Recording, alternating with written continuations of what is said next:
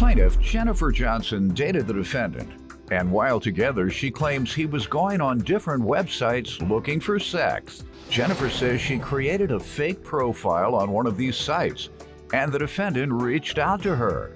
She's suing him today for his stolen ring. Defendant Brian Turner says when he started dating Jennifer, he was fresh out of prison and wasn't ready for a committed relationship. Brian denies owing Jennifer because she gave him her ring to pawn. Start with you. Well, Brian and I met 2007. We dated off and on and realized he couldn't quit cheating. He realized it? I realized he couldn't quit cheating. Okay. He realized it too. He just didn't tell you he realized it. I think he knew before that. Oh, yeah, okay. In 2014, I found his phone was just kind of different with his phone. He was taking the bathroom with him. He'd sleep with it in his pocket. So I kind of figured something was up. So I went through his phone, of course, like all nosy girlfriends. And I found some questionable websites, looking for sex on the internet, that kind of thing. So I created a fake profile, and lo and behold. Wow, what happened? Guess what happened? He called me, but from a different phone number. And said what? Nothing. When he heard I answered the phone, he said, click. He got caught. Out of all the people to respond to on the internet for sex, you respond to your woman.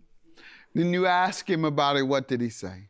Well, he admitted it after he realized I had proof. And then he decided he wasn't going to do it anymore, and he was going to be faithful. And to prove that to me, he got a flip phone. So I thought maybe there was hope. But there wasn't, because there was eventually another phone. So he had another smartphone. So I figured out he just wasn't done. Just because he bought a different phone? No, he had two phone numbers again. He had two different phone numbers because he bought a flip phone to show me that he would stay off the internet. But then he bought the But then he has a iPhone. smartphone. You didn't know about the smartphone when he brought it? Freak phone. Yeah, that's for his freaks. Yeah. Go ahead, sir. Let me hear from you. Yes, Judge. Me and Jen met back in 2007. We met on a dating site. So she knew that was your thing in the beginning. Was it? Go ahead. No. Well, sir, I was fresh out of prison. I was on parole, and we hit it off really good, for 6 or 7 months, and I got to the point where I didn't feel like I was ready for a committed relationship. Were you living with her? No, I was. Yes. Well, yes. Actually, yes, I guess I was. Yes. I was. Okay, how long after getting out of prison did you move in with her?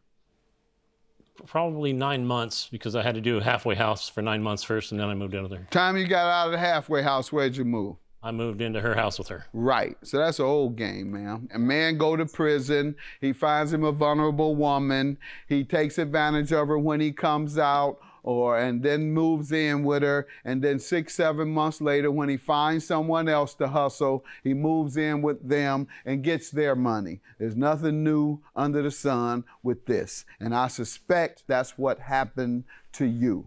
I thought he moved in with me from his niece's house. Well, he just told you where he moved in from. I learned that now today. I'm sorry to let you know. Figured out he just wasn't done. Just because he bought a different phone? No, he had two phone numbers again. He had two different phone numbers because he bought a flip phone to show me that he would stay off the internet. But then he bought the But then he has a iPhone. smartphone. You didn't know about the smartphone when he brought it? Freak phone. Yeah, that's for his freaks. Yeah. Plaintiff Jennifer Johnson dated the defendant, and she claims while they were together, she discovered he was going on different websites looking for sex. Tell me about your the ring, ma'am. Over a year ago, Brian didn't have anywhere to live, and we'd broken up, but I let him stay in my house because I'm a sucker, obviously. And I went to visit a male friend of mine that I've known for over 30 years. And Brian got mad about that, so he took my ring, which was my most prized possession, and told me he'd give it back when I came home, but he never did. Why is it so prized to you? Any sentimental value or just? Yeah, it has diamonds in it. Excuse me, from my grandmother and from my daughter's father. Got it. And he's passed away. Very precious. And when you mention it to him, what has he said? He denies It was stolen. He was gonna give it back, but now he can't. Was he on drugs? Did he ever share with you why he was in prison and what caused his imprisonment? Did he ever tell you he was on drugs before going to prison? Yes. All right, well, it sounds like he relapsed if he began stealing from you. Sir, you give me your testimony on this. All right, Judge Mathis, during the time that I had the ring, the reason I had the ring is because we were financially having problems, and she... Where'd you get the ring from? Let's start there. You act like it just dropped out the sky. Tell me about how you received the ring. Yes, sir, she gave me the ring. To do what? To pawn. I've never pawned anything in my life. Really? Why? Really? She didn't have money at that time? We were both struggling. We lived Okay. together. And it was... I came up with the Was idea... she struggling before you moved in? When you moved in, was she struggling? What? Yeah. Or you just drained her?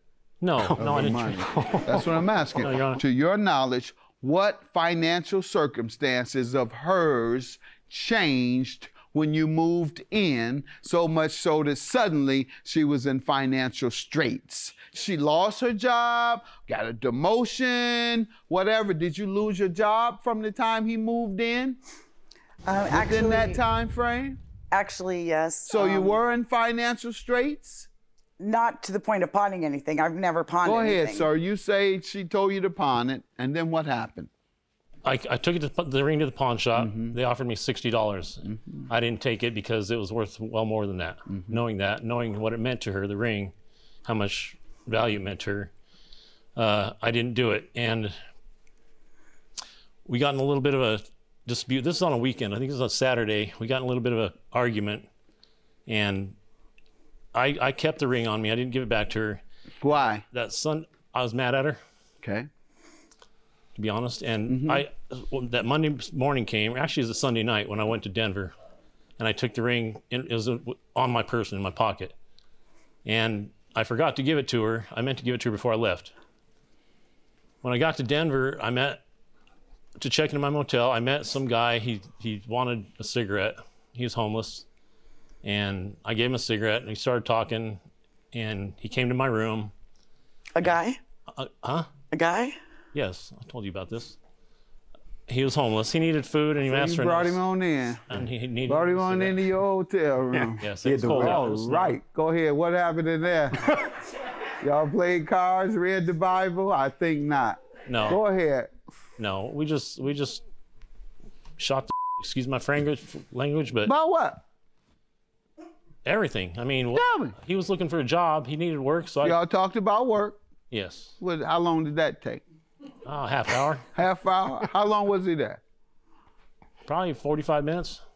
Anyhow, what happened to the ring? Right. He walked out. The ring was missing after that, right? I went to the restroom. I put the ring in the nightstand drawer. I took it out of my truck because I was in a bad area of town. I didn't want my truck to get broke into. It was better in my room. I went to the restroom. I came back out. I let him go. We said our goodbyes. We were done. Right. Talking about everything. Okay. I said our goodbyes. I let him go, and I was going to bed. I went to my nightstand to get something for heartburn, the Tums, and I noticed the ring gone. And that's when I filed the police report. Where's that police report? All right, ma'am. On this ring, he gives me a story. Yeah. And you got the story later? And parts of it. Okay. Let me ask you this, sir. Were you ever on crack? Yeah. No. Why did it take you so long to answer that? I think you're still on crack. I was going to say, have you recovered, and then call you a recovering drug addict. But your answer indicated you were a crackhead still. And that's why you stole the woman's ring. I was addicted to another drug, not crack. What? Meth. I don't know much about meth, but from all I hear, it's like crack. It's a longer high. You get high, it's the same type of euphoric high, but it just lasts long. was a poor man's crack, quite frankly. And I thought the poorest of people were the only ones that use crack until that crystal meth. They want to stay high for 2 days off of $50. Plaintiff Jennifer Johnson dated the defendant, and she claims while they were together, she discovered he was going on different websites looking for sex. Sir, I believe everything she's telling me about this ring. I believe you stole the ring. I believe you've relapsed on your crack addiction, and that's why you stole it, or your crystal meth addiction. Therefore, I'm going to grant her judgment. And you don't think you need treatment, obviously, because you don't think you've relapsed. When was the last time you used drugs, sir? Long time ago. Were you using them in prison? No, Why? because I wanted to get out of prison. All right, I was waiting on you to tell me the lie that you can't get drugs in prison. No. So I can tell you they're selling more drugs in prison than they are on the street. Judgment for the plaintiff. Have a good day.